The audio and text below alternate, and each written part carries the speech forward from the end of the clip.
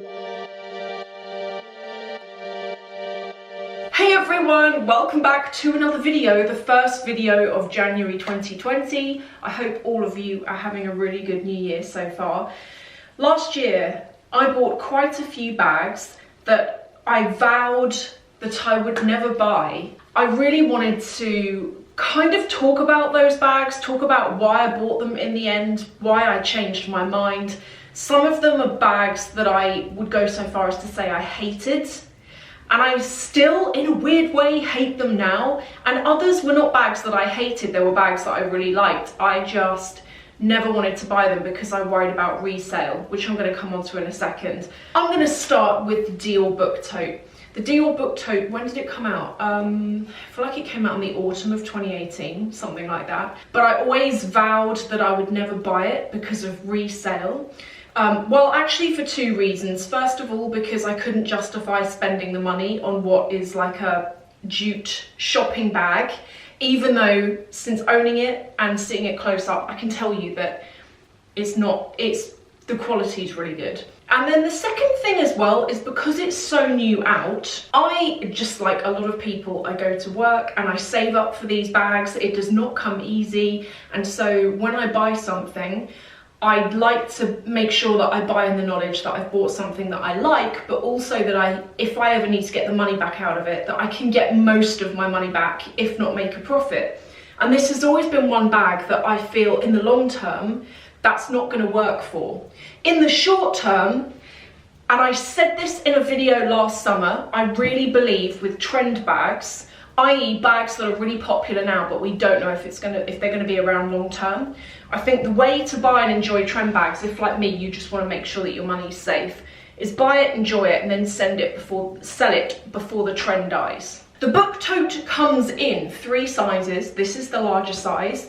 This is the cheaper version. So if you get the oblique version, which comes in blue, green, and maroon, like red, they are all, I paid £1,950 for this. In the video that I did in the summer, I spoke about it and I was like, I really do like this bag. I just can't do it. But then I went away on holiday, then I went away for work, and I remember thinking, I could really use this right now, and I really like the way it looks. So this is the cheaper version. If you get the more expensive version, the more expensive versions tend to be the seasonal ones that are in different patterns, different designs. Then of course you've got the leather versions, which are more expensive again. Since buying this, I'm really surprised that it's been a bag that I've used a lot more than I thought I would. To the point where, how many of you have this? Like with my husband, if ever we're at like a shop or something and he buys something small and the lady's like, do you want a carry bag for that? He always glances at my bag to see if what he's bought will fit in it. Anyone else the same here? And I'm like, it's not gonna fit.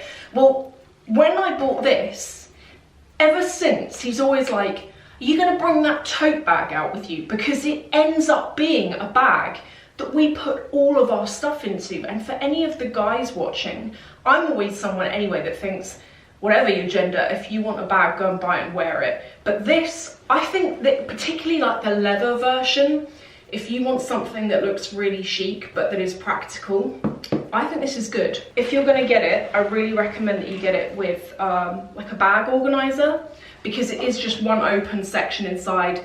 It's there's no, as you can see, there's no inner zip pockets or anything like that.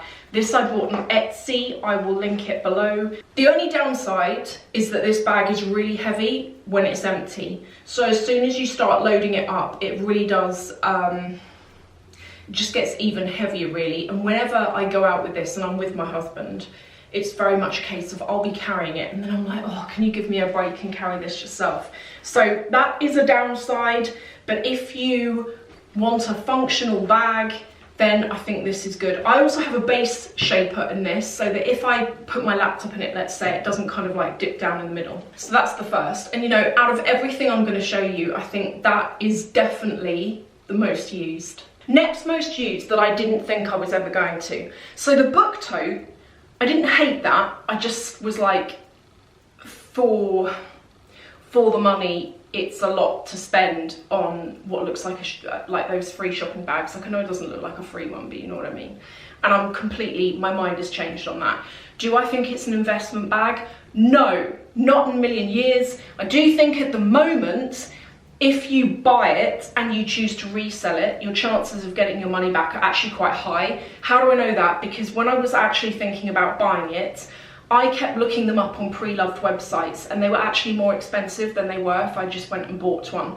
And they were selling for like over £2,000. This is the Chanel Trendy CC. I've never admitted this, but when this bag first came out, I had like a love-hate relationship with it, because to me, from certain angles, or depending on how you wear it, it's got like granny vibes going on.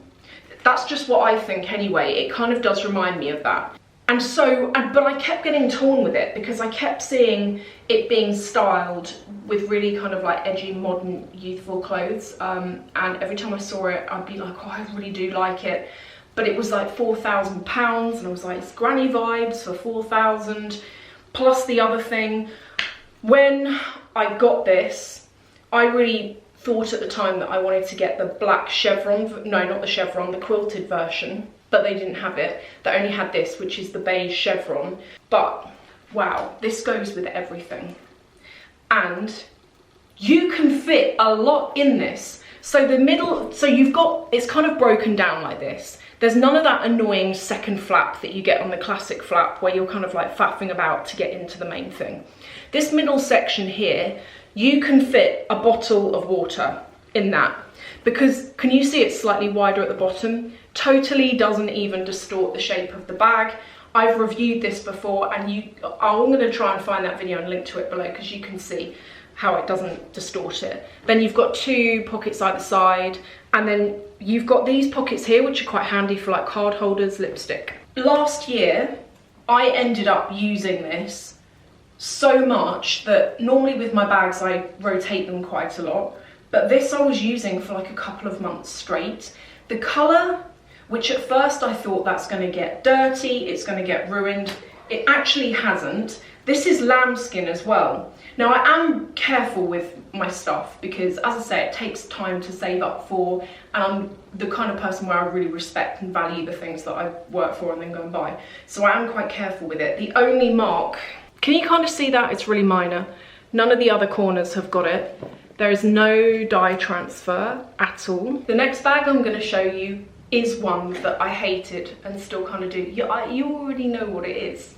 It's the Saddlebag. Now, why do I not like it? I really dislike the shape of it. I really dislike the shape of it. And I know you're like, well, why did you buy it then, you idiot? Well, I bought it because it came out in this denim version. And this is the first version of it I've ever seen where I was actually sent a photo of this from my SA, and as soon as I saw it, it's the first bag in a long time that I'd seen that I kind of got a bit excited about, and I was like, I can't believe, you know, that I'm into a saddlebag. I mean, I don't like them.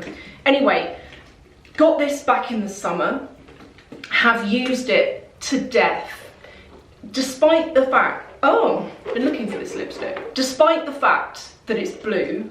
It kind of goes with quite a lot. I've been wearing it with a lot of creams, like camely kind of colours.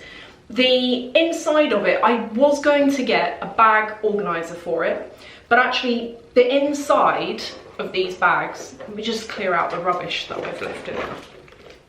The inside of the denim one is really basic. If you get the leather one or any of the others, it actually has got a lining and an inner pocket. The reason why this one doesn't is because it's customisable, so on the back, here you can have your name, and because they need to stitch that in, apparently they can't put a lining.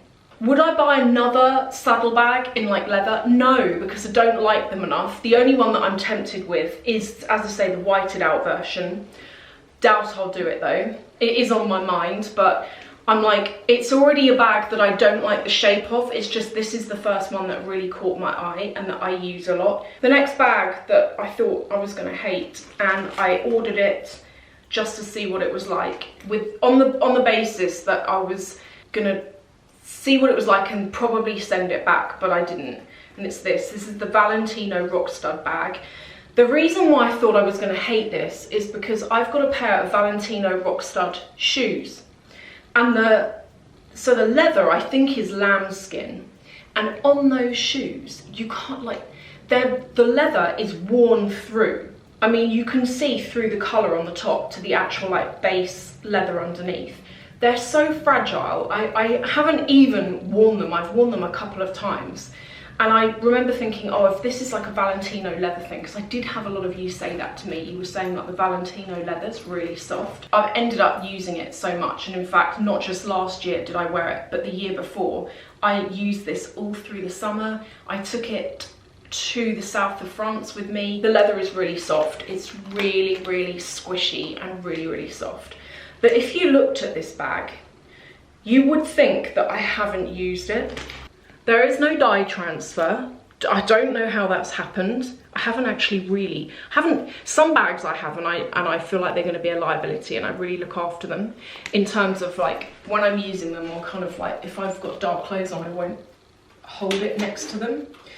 But this bag I haven't bothered with in that respect, and it's just been brilliant. Lady Dior, but in the matte. So this is the ultra matte Lady Dior. I thought I've already got like a Lady Dior, and I thought I can't see myself using another one, and I do like it, but I was like, you know, I just can't see it, and I wanted to get something else instead, something different.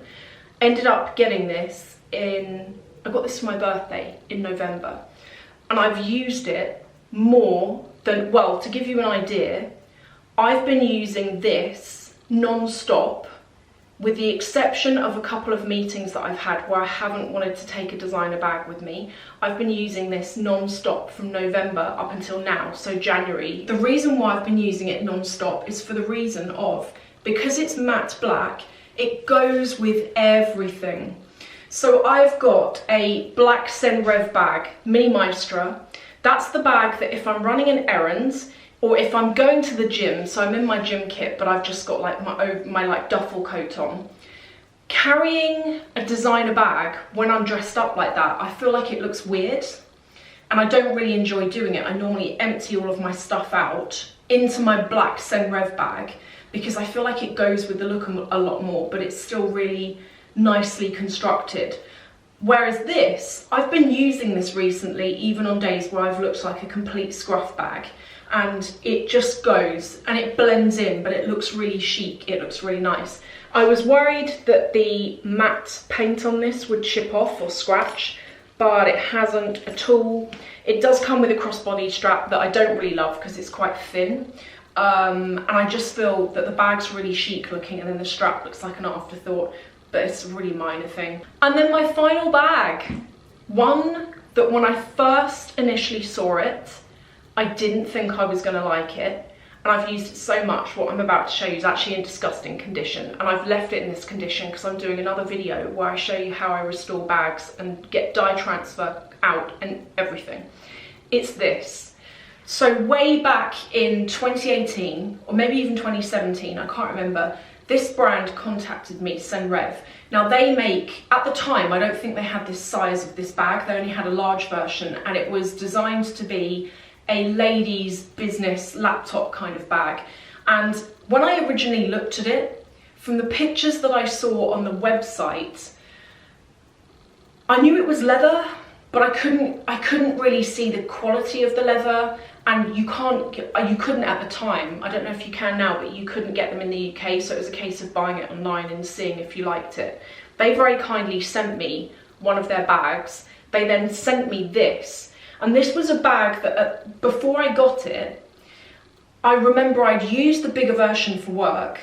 I really actually changed my mind on it. When I first saw it, I really liked the look of it, but it was only when I got it and started using it that I realised the versatility of it and how like sharp it looked when I wore it. Because when I go to work, I don't wear designer labels. They sent me this. Liked it so much, I ended up buying myself a black version in the autumn. And the black version is what I intermix with that ultra matte Lady Dior. Now, here's the thing. Can you see what has happened to this bag? It has got the worst dye transfer all along here. but also I've really worn it out on the edges of the straps. You can wear this as a backpack, and that's what I tend to do with it. So all around here and all along here. This I think I can get out, and I'm going to do a video on that. But I've really used this to death, and there is something quite satisfying when I look at a bag like this and I can see that I've used it. So this is a bag that I used throughout most of the summer this year, and I took it with me to Venice. I then also took it with me to Singapore and to Hong Kong. I think the reason why I've ended up using this bag so much is, first of all, the organisation on the inside's really good. There's like multiple different pockets in it, and it lets you be really organised. But also I do think that personally for me, there's a time and a place for designer, and I don't always wear designer. Work is one situation, but also when I travel, I normally take one designer bag that I will keep in the safe in the room, and I might use it in the evenings going out to dinner. But when I'm walking around, particularly if I'm somewhere where it's hot and sunny and it might damage the leather, I don't use them. So this has been everywhere with me. You can wear it cross body. You can also wear it as a backpack by pulling out these straps, and then you can wear it like that. That's something I never thought I'd do. When I first saw this bag on the website and I saw like a picture of a lady wearing it as a backpack, I was like, oh, I'd never do that. Then when I got it, the work version, I was going home on the tube one day and I was really tired, and I was like, I love that I can wear this as a backpack and I'm going to carry that stupid laptop around. So they are bags that some of them I was like, I hate you, I'm never going to buy, and then I ended up buying, and I was like, what am I doing? I think when it comes to resale, the only one that I think is any good long term is the Chanel. I think the Saddlebag and the book tote are good short term. Like right now, whenever I look them up, there's not loads of them available for sale, and the ones that are, and the ones that are selling, the money that people are paying is in excess of 2,000. And the book tote's currently 1,950 in the UK. So you can decide for yourself on that. Thank you so much for watching. I hope you've enjoyed this, and I'll see you in the next video.